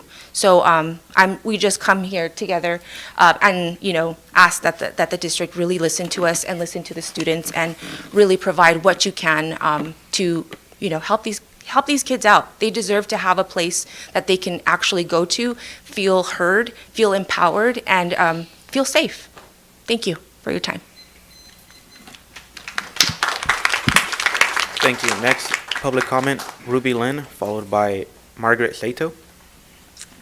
Good evening, board. Thank you for your time. Anishan, thank you for sharing. I represent a student and their family who did not want to read their student's letter. And I want to offer a different perspective in light of this whole TikTok situation. So I represent a student that was wrongly accused of being the owner of this TikTok video, and how this has caused a lot of trauma, a lot of hurt, just the feelings this student has experienced through this whole situation. So I'd like to read this student's letter, and then I have a few final comments to conclude. Dear School Board, I am one of the students who was wrongly accused of being involved in the TikTok videos that were made. I know now that some of the students that were named in the videos are my friends, and I want to start by saying that it is very important to me that whoever made these videos is found, and that the people hurt by the videos are okay. I want to share my experience of the day that I was called into the office because I was being accused of making the videos. When I was called into the principal's office, I felt anxious and confused. As I was sitting in the office, I could feel my legs shaking. I felt like I was going to be disciplined for something, and I didn't even know anything about the videos, other than what the assistant principal and principal told us when they came to our class. Why was I being called in? I had never been called up to the office for something bad before. When the principal and the assistant principal told me that my name had come up as someone who a student thought had created the videos, I was perplexed. The people who know me, know I would never do something like that. As the principal and assistant principal asked me more and more questions, I felt like I was being interrogated. I felt like a criminal, and I wish they would have talked to my parents or teacher about me first. Before they called me into the office in front of all my classmates and friends during lunchtime, or I wish that my parents were there with me, the principal and assistant principal asked me if I knew or suspected anyone who might have made the videos, and then I didn't know anyone, but I felt pressured to give them a name. Still, I said no, because I didn't want to lie and just give them any name because I felt pressured. After I came out of the office, I started to tear up. Then I just cried. I tried to hold it in, but I had never been accused of doing something like that before. I was hurt. The way they asked me questions made me feel like they expected that I knew something about the situation, and I didn't. When my friends saw me, they immediately started comforting me and reassuring me that as long as I knew I was innocent, everything would be fine. There was even another student who had been accused and was also crying because of it. It took my friends and parents to comfort me and convince me that it would be fine. I felt and still feel so fortunate to have such amazing friends and parents to support me and comfort me through times like these. I'm writing this letter because I feel like I need to speak up for the other students who are also wrongly accused and might feel the same way I do. And because I want to bring awareness to the situation so that my friends who are named in the videos can have some peace. Just like I hope nobody's opinion of me has changed, I have no hard feelings against anybody who had questioned me. I just hope something like this never happens again. But in case it does, I hope that the situation can be handled more carefully. I don't want anybody else to be hurt the way I was. Thank you. So the intent of this letter in the family is not to blame. We know that the administrators are doing what they can, and they're trying to do the best that they can. But clearly from Ishan's experience and this individual's experience, there is no process or protocol in place. So we're asking the board to really consider to form an advisory council or some committee that can really speak into what's going on, because social media isn't going away and more students are being impacted by that.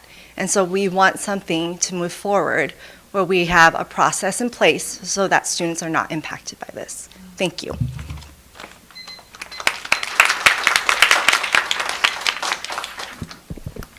Next public comment, Margaret Sato, followed by Teddy Lloyd.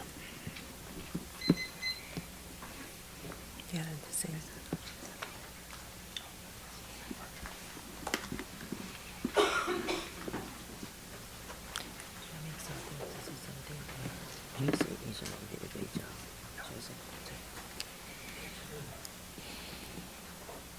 know, that's kind of dangerous. See how that thing over there?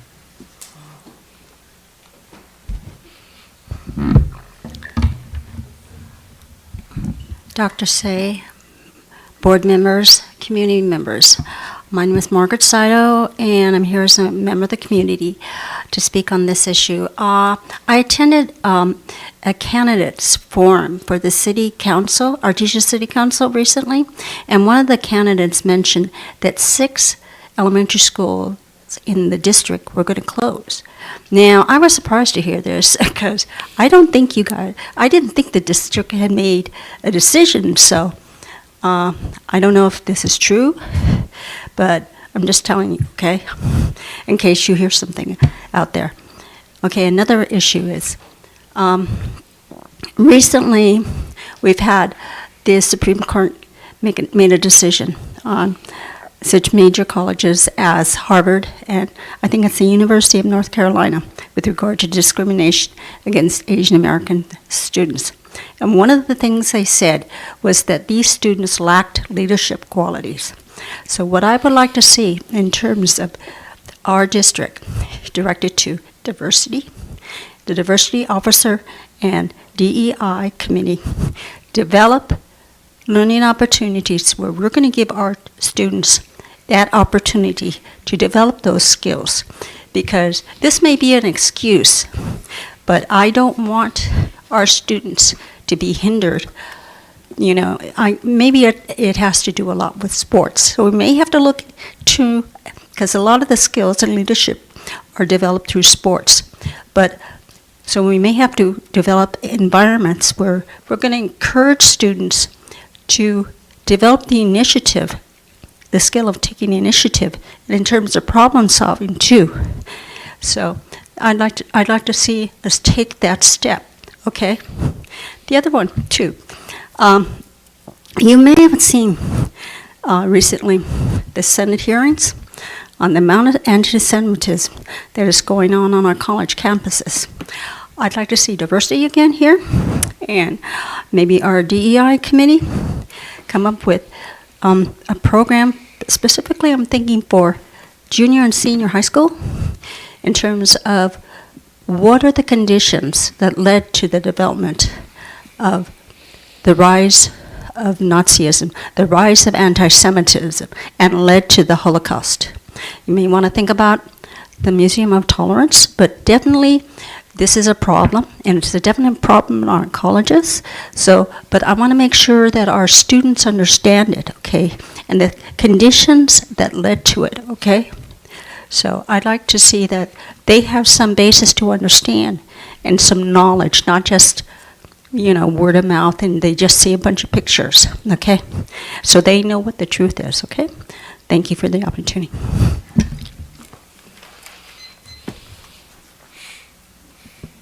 Our last public comment, Teddy Lloyd.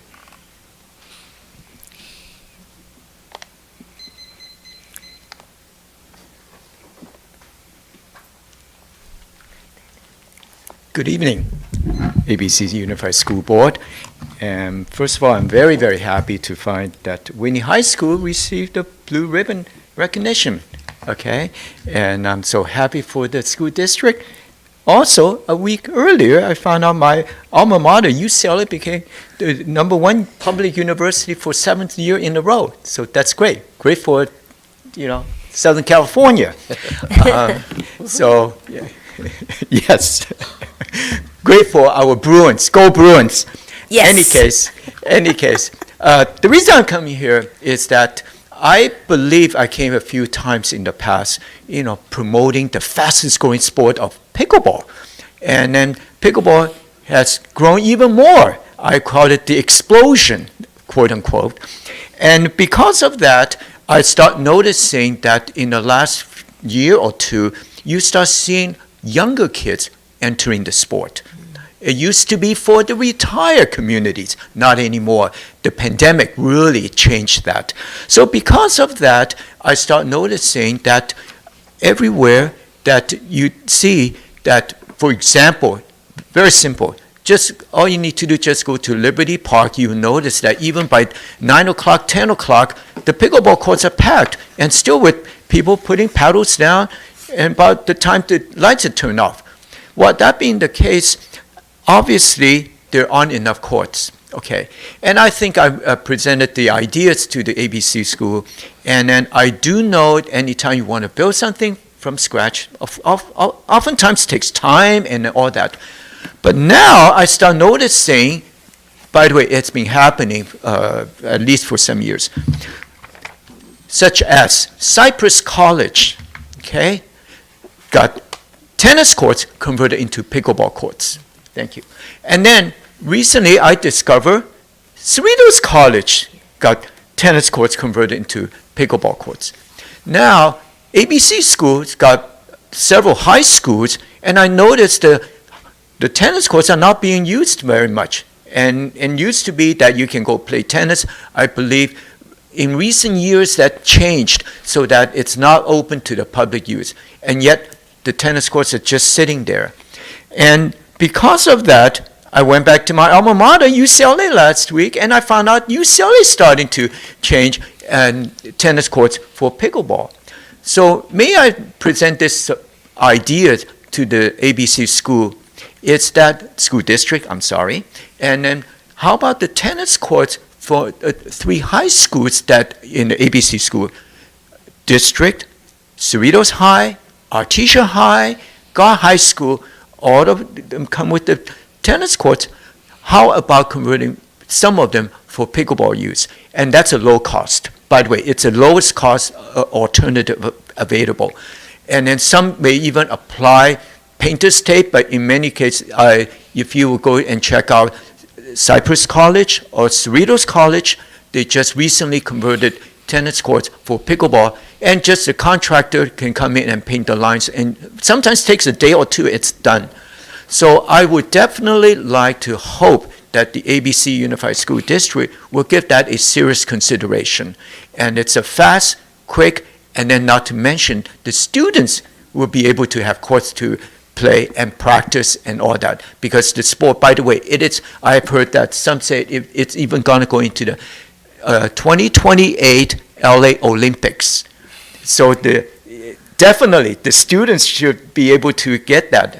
Okay, and so I hope I will have an opportunity to get a chance to speak to somebody, and I believe one time I spoke to Dr. Gina Zito and then about this idea, and then I'm hoping that the school board will give it a favorable consideration. Thank you so much. Have a nice evening. Thank you. Are there any other public comments? Seeing none, I close public comments. Thank you, Mr. Neola. Next one is our consent calendar. May I have a motion to approve the consent calendar? Motion and second, please. So moved. Second. Does anyone like to move? Yes, Any item? Okay, push button. We have Vice President Mr. Nishi on the board. I'd like to pull item 3.3. It's just a question or? Just questions. Okay, so item what? I'm sorry. 2.3? Okay, thank you. Go ahead. So quickly, this is a $149,000 contract. How many kids are being addressed with this additional services? If we look at the numbers, because this company can actually host about up to 30 students at each of our school sites, the capacity is up to about 7,000 for our ABC Excels program, and our staff will do this in 4 blocks because it'll continue throughout the year, 2 blocks in the fall and 2 blocks in the spring. And of course, this is a rotation that also involves other enrichment opportunities, which are coming to future board meetings, so students get to select. So how many instructors will they be using approximately? I don't have a specific number. Based on the past, it's been about 1 or 2. The biggest portion of this contract, to be honest with you, is the equipment. So a big part of this is that we receive one-time support for DJ Scratch Academy equipment so that the school and the students can continue to use it past the time that the actual instruction occurs. So that's a different portion of this program where they actually receive the equipment as part of the program rather than it coming and then leaving with the program. Usually somebody brings like ukuleles, for example. If we do instruction with ukulele, they bring ukuleles, and then when the class is done, they take the ukuleles back with them because that's part of the program. This, they bring the equipment, and the students and the school get to continue to use that equipment. Oh, so there'll be like, I don't know, microphones or whatever, and so the microphones will be left at the school district. Right, for use in the ABC Excels program. It has to be specific to our ABC Excels program, but yes, at that school site. That's actually pretty good. All right. And then I just wanted to find out about the other bidders. Did they actually submit bids, or? In terms of the bids, yes, but some of the issues with some of the other bids, I have some information here, is that their ratios were not comparable. So for example, one of the companies, they could only do a 1 to 10. And so of course then we'd have to pay for more sessions if we only do a 1 to 10 ratio. Another company, we had some issues with customer service. And so if we have issues with customer service when we're just trying to reach out and get information, then we would imagine that there would be difficulties at the school site. And so those are some of the other considerations we have in addition to cost. So the other ones could have been more expensive then? Could have been more expensive, could have been less, but then because of the customer service issues or because of the ratios, in the end would have created more difficulties for us. And they submitted bids? We received quotes, yes. Great, thank you. Thank you, that's all. Thank you. Since no more item to poll, so I need a vote. All in favor, please say aye. Aye. So motion passed 6-0. Next one's action item, I would like to ask my colleague to move the item 1.4-8, which is the approved community member and student appointment to a board advisory. The reason I want to move ahead because we do have people waiting there almost more than a half hours now. So I asked my colleague if we can do so. So I need a motion and second, I believe so. So moved. Thank you. All in favor, please say aye. Aye. So let's go down to 1.4-8. May I have a motion to approve community member and student appointment to board advisory committee? And motions being, and second on the floor already, so Dr. Zillow, please. Thank you. This evening, we have different people here that are being added to this committee, and so we'll give them a moment to speak and share just about their background. We'll start with Maria Perez Brenna, who is joining from our Management Association.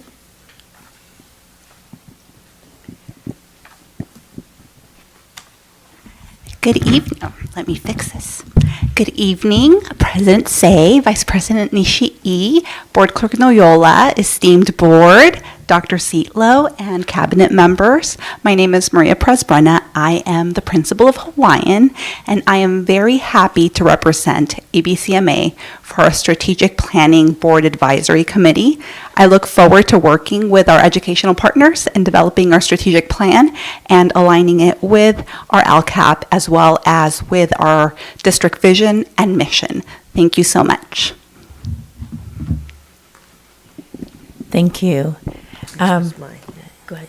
So next one is mine, Mrs. of Kelly Vogt. Kelly, can you want to come over here?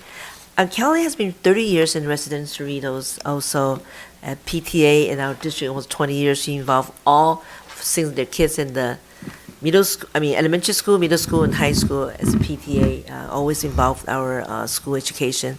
Actually, she was my transfer student committee before, since 2015, I believe, around that, long time ago. 2014. We were serving that distinguished young woman. I know how Kelly was involved with the students, advocate to student needs.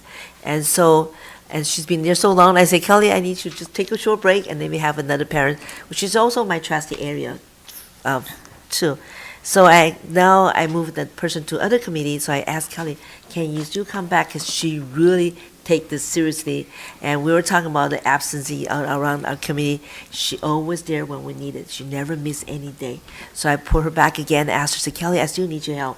So here's Kelly, and she earned her bachelor's degree in business, and she has her own business, do her own way, and so right now the kids graduate. So I wanted you to come back and help us on this student transfer committee. So Kelly, the floor is yours now. Well, thank you so much, Sophia. Good evening, board member. I was just Sophia was saying that I've been serving as a student transfer committee for since probably 2014-15, and I've been on the board probably 10 years or so. Time flies. I don't remember, but I have 3 kids that went to this district, and my oldest one is about to be 31 tomorrow, and my youngest is already 25 already. But somehow I'm very attached to this district. It is. I always tell everyone that this district is amazing. I have 3 kids here, they went to this to the school here, and they're just so happy, and they grow, and they're just happy kids and going through this school. So I am very connected to this city since I've lived here 30 years ago.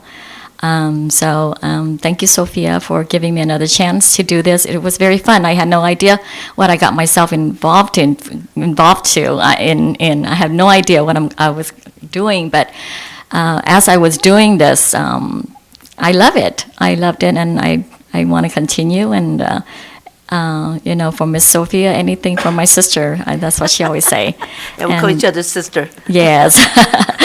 Yes, and even though my kids already graduated a long time ago, somehow I'm happy to serve this this position for you. Thank you. again. Thank you. Wonderful service and continue, stay with us. I appreciate it. All your hard work. Yeah, thank Looking you. forward more another decade there. Thank you so much. Thank you, Mrs. Vo, and thank you for staying so late with us. Thank you. Yeah, thank you. The next one is our, the next one, I have another one, which is I replace it to the strategic planning as Pamela Lee. And Pamela is resident of Cerritos. Herself is part of ABCD, actually, ABCUSD, and having attending Comanita Junior High School and graduate from Cerritos High School. And Pam also went to graduate school from UCLA. Okay. And she obtained a JD from USC Law School. So currently, I know, what else? That's what I thought. How, you know her too? Oh, no. I'm a UCLA, yes, but she has both, UCLA and USC. The whole thing about her, she's working in the public agents now, the law. And currently she has 3 children in our district. She's not able to attending tonight because she has other meetings same time as what we have here now. But definitely she can serve the day on the community day, and I checked that already there. So the reason I changed few my appointee because really based on attendance rate, and I think they will improve our attendance rate, participate in our committee. That was the reason I changed it. I also asked my colleague to take a look your appointee. If anybody so busy not able to attend, maybe it's time for us to look for someone else to replace the position. I think that would be a really good idea to make another move in our school district. So, no furthermore, and do we have any public comment? I do not see any. Okay, do you have any discussion from my colleague? Seeing none, all in favor, please say aye. Aye. Thank you, Mr. Perez, thank you. And the motion passes 6-0. Now we're going to back to the 1.28. Okay. My motion to adopt resolution 2406, Red Ribbon Week, October 23 and 31st, 2024. Any motion and second, please? So moved. Thank you. Dr. Zillow. Thank you. With this resolution, we're going to have the board read each piece and share what we have resolved for our district. Mr. Beach. Thank you, Dr. Zietlow. Madam President, if it's okay with you, I just wanted to make a quick statement before we begin this. Yes. Many of you know that my uncle, Henry Lozano, started the Red Ribbon Week back in the 1980s, and it was because of the death of Enrique Kiki Camarena, who was murdered in Mexico during the drug wars. They were friends in high school, and I just wanted to say his name to honor his legacy and his family. Whereas a national Red Ribbon campaign will be celebrated in every community in America during Red Ribbon Week, October 23 through 31, 2024, and whereas the National Federation of Parents for Drug-Free Youth and Californians for Drug-Free Youth are coordinating this grassroots community awareness program in a united effort with representatives in each state, in cooperation with National Drug-Free America Week, October 23rd to the 31st, 2024, and whereas business, government, law enforcement, schools, religious institutions, service organizations, youth, medical, senior citizens, military, sports teams, and individuals will demonstrate their commitment to drug-free, violence-free, healthy lifestyles and display red ribbons during this week-long campaign. And whereas the ABC Unified School District has committed resources to ensure the success of the Red Ribbon campaign. And whereas the ABC Unified School District recognized the current crisis throughout the country and sees the importance of educating students and staff of the dangers of drug use. And whereas the ABC Unified School District has been certified and approved to properly purchase and store naloxone, Narcan, at our secondary schools and has trained staff at all middle and high schools to administer naloxone, Narcan in an emergency situation. And now, therefore, be it resolved that the ABC Unified School District Board of Education does hereby support October 23rd through 31st, 2024 as Red Ribbon Week and Drug-Free American Week, and encourages its students, parents, and staff to participate in drug awareness and drug education activities, making a visible statement that we are strongly committed to a drug-free, violence-free, and healthy lifestyles. And be it further resolved that the ABC Unified School District Board of Education encourages all citizens to pledge to Life is a Movie, film drug-free. Thank you. Do you have any public comment? I do not see any. Okay. Any discussion from my colleague? Okay. Before I go to the vote, I do want to say thank you, Board Member Mr. Beach, and share that, the history of the red ribbon. I really appreciate it. Okay, so all in favor, please say aye. Aye. The motion passed 6-0. 1.3-8, a motion to approve request to enter into memorandum of understanding with the Los Angeles County Office of Education, so-called LACO, Friday Night Live Partnership and Prevention Education Program for the 2024 to 2025 school year. I need motion and second. Second. Mr. Nguyen. Thank you, President Say. Good evening. We have a chance to enter into an MOU with LACO, the Los Angeles County Office of Education, for a Friday night program at our secondary schools. We'll start with Ferry Middle Schools. This program will be fully funded by the county through the 2-pay grant to support our students for alternative activities to prevent drug usage and alcohol usage. There will be activities such as field trips, youth summits, skill building, hiking, community projects throughout on Friday nights and on the weekends, sponsored by the county to encourage healthy activities to prevent, again, underage alcohol and drug use. So this is a program under the 2-pay grant, which is the Tobacco Use Prevention Education Grant sponsored by LACO. This is our first year entering into this program with them. Thank you, Mr. Nguyen. Do we have any public comment? I do not see any. See none. Any discussion from my colleague? Ms. Yu? You push the button? That was for the drug. Previous one? Okay. Are we okay? I'm sorry. Yeah, I missed it.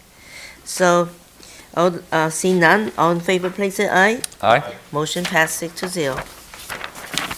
Next one is the information item 1.5-1. Quadri Williams Report Settlement Compliance Report for July through September 2024. Dr. Zillow. Thank you. I'm just reporting that based on the review by LA County Office of Education, we had no complaints in regard to instructional materials, facilities, teacher vacancies, and misassignments, and there were none that had to be resolved or left unresolved. Thank you, Dr. Zillow. Next one's our board member reports. I'm looking for the dice now. Okay, I have the first one is our board clerk, Mr. Noyola. Thank you, President Say. To report out tonight, I wanted to share that I attended the Ferry Middle School report card and back to school night. It was great to see parents come and, get to meet their teachers for the first time and see how their students are doing and see how they can support them collaboratively. I also attended the Hawaiian Elementary College Career Day, where parents and community volunteers got to come out and talk about their college journey and their career journey and, answer some, do a little Q&A with the kids, and it was actually very fun. And that later that night, I attended their Loteria night, which is always fun for the families to come out to play. Me and Dr. Lilo got to read out the cards, and they had a very creative Loteria cards. Yeah. And lastly, the last event I attended was the Artesia High School report card night. Same as Ferry Middle School, it's a time where families can come get a little check-in with their teachers, see how their students are doing, and get connected to those resources. It's a great event, and I'm very glad that we do it later in October, so there's time to build that relationship. On that night, I did get to meet the night custodian there, Don Alejandro and Esther Murillo. I was just walking around looking for a bathroom, and I noticed that the halls and the lockers and the classrooms were absolutely spotless, and it's because of their hard work. And I got to talk to them a little bit, and what they shared with me is they do this work because they care about our community, and when they come to work, they envision that their kids are going to be at the school the next day. Even though they go to another school, they do their job with passion, and I just wanted to give them a quick shout out because they do a really good job.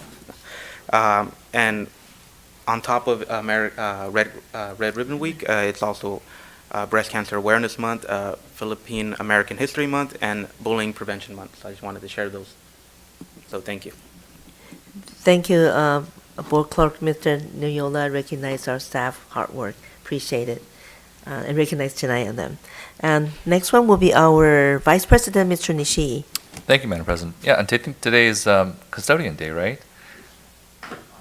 I think so, or something like that. Anyway, they're the heart of the community. The kids Yeah. love them, so they are part of the educational process. So they're not always sung, but I think that's a great thing that they're so dedicated to our school. Went to the Cerritos Elementary pancake breakfast. That's parents all doing working really hard. We got the Cerritos Elementary PTSA meeting. That was also interesting. I went to the Grandparents' Day at Nixon. It's lots of good generations, and there's a certain board member that has a great kid that is very respectful, and he's training his daughter very well. I don't know who that is. There was a district showcase that was also great. I like how we have moved that to the southern part of the district so that we enable a larger cross-section of our community to actually attend. That's a great innovative move. We had Yale come and visit, and we had trades, which I think are important, and our partnership with the trades are going to be important, I think, and all that. So thank you. Today I was part of a CalTOG conference, so I want to thank the superintendent also for providing me a lot of guidance last minute, because I don't know everything about English language learners, but it's a very effective coalition that is trying to help the additional challenges that English language learners who are Latino and Asian and all different parts of the world face. So thank you, Dr. Zietlow, for providing me some good expertise as to what to do. They're able to actually stop the testing of TK kids in assessments. And if you think about it, is that a good thing to have elementary, not elementary, but TK, four-year-old kids being tested? But on the other end of that, we need to assess them. So we need to find a different way of doing that, because we need to identify if they need needs early, not way later. So I think the coalition is working on how to address those issues. They have something called a roadmap, which I'm learning about. I don't know all this stuff, but that's kind of an interesting thing. CSBA, I'm part of that. I'm going to be doing the governance committee, so we'll be talking about that. So if you guys have any ideas as to how CSBA can be more effective for us as an entity, I'm all ears on it. They did pass something called the over-documentation study, which I know, it's a study. But the fact is, we submit all these reports and we don't know if anybody actually reads them and does anything about them. And I don't mind doing lots of reports if somebody reads them and does something about it. So Senator Archuleta did make an effort. He did get that approved, and that was successful. So somebody passed away. And I know we're all in a rush to get to school, but to the parents that are out there and listening, it's okay to not be there on time. It really is. We don't have to run. We don't have to do Y turns. We don't have to do it really quick, because sometimes the consequences are irreversible. We can be a few minutes late and explain, but we can't return life. And so I am urging parents that are watching this to keep that in mind. Being on time is important, but rush is not that important. And maybe someday we'll have a moment of silence for that person who had to suffer for this. Our schools have not had as much attendance, and in fact our enrollment is a little bit low. I think we've lost approximately 400 students. And for us, everybody to understand, we receive about $20,000 per student, roughly. And actually, Tuan could confirm that. But that's about $8 million. It's a lot of money. And we were talking about declining enrollment in June. And we haven't talked about it since. I think it is high time that this board consider what we are planning to do, because it is still declining since June. Whether we decide to do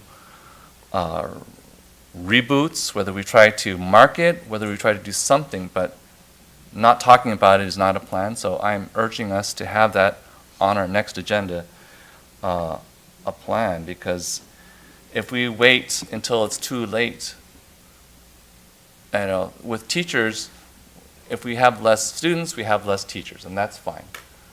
But we want to also have the same courtesy to our administration, where we have a lot of administration, but if we have to suddenly cut $8 million, that's a person.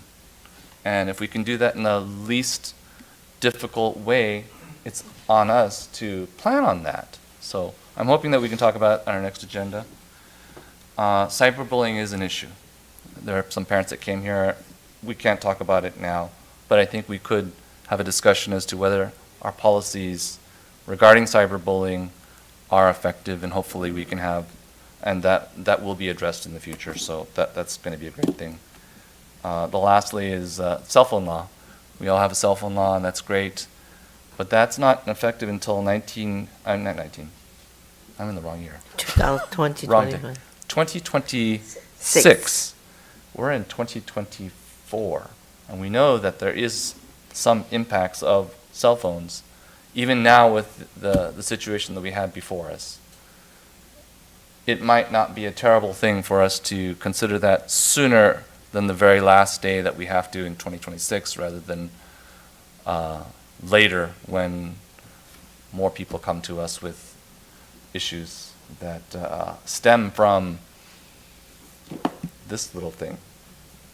So I'm hoping that we can also consider accelerating our response to that so we can reduce some of the other issues that are out there. So thank you, Madam President. Thank you, Superintendent. That is all. Okay, we also have now the next one, board member report. Board member reports, Mrs. Yu, please. President Say, thank you for bringing the Red Ribbon Week into the agenda, because I was just going to share how when I was in middle school and King Junior High School in LA, that was in the late 70s, and that was serious drug problems. And when I was sending my kids to school in the 90s and early 2000, I thought, wow, we've done a really good job with this drug problem, but we're seeing it again. And I think it's very important that our children are very vulnerable, and parents and adults, we have to protect our children, because it's very addictive and destructive. So thank you for that. And Dr. Zillow, it would be good to have a follow-up report on the cyberbullying today that came, just so that we know what's going on. Thank you so much, and how our policies protect some of the cyberbullying. And lastly, I know that Teddy Lloyd came a few times about pickleball, and I'm a big fan of expanding any kind of sports, because that's probably like the most proactive and best thing. And I know that pickleball is very low cost, and I wonder if we can actually look into that and expand the program throughout our schools, even elementary and middle school and high school, because my kids all play tennis, and tennis does get more expensive, and you have to get coaching, and my husband became a coach to save the money, but pickleball can be more available for everyone, and they can play it even after they graduate. So it's a good move, I think. So thank you very much. That's it. Thank you. Next one's announcements. Seeing none, I'm going to go down to next item. Announcement, which is our next regular board meeting will be on Tuesday, October 15, 2024, 7 p.m. in our district office boardroom. Okay. Community meeting, first one, we have Diversity, Unity, Equity Board Advisory Committee on Thursday, October 17 at 6 p.m. in our district office boardroom. Finance Audit Board Advisory Committee is on Thursday, October 17 at 6 p.m. District Conference Room. Strategic Planning Board Advisory Committee on Tuesday, October 29 at 5:30 p.m. in our District Conference Room. We also have a Legislative Policy and Board Advisory Committee, which is on Wednesday, October 30 at 6:30 p.m. in our District Conference Room. Now we need to go to second public comment. Do we have a second one? Are there any public comments? Okay. Seeing none. Seeing none, I close public comments.